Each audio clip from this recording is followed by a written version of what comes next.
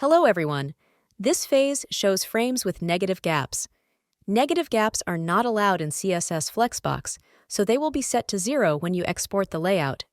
In Figma, they appear to work, but they won't when exported.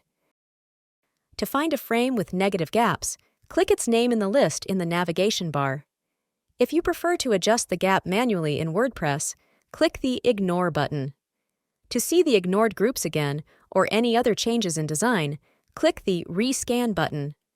To remove negative gaps, click the Fix button.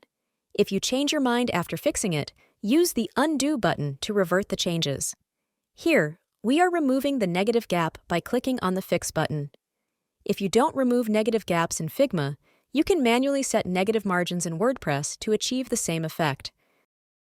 Let's check the result. As we can see, negative gaps are not allowed in CSS Flexbox, so they will be set to 0 when you export the layout. To fix it, we need to do it manually from the backend side. We need to set the negative value in the margin. This way, we can set the negative gaps on the WordPress side.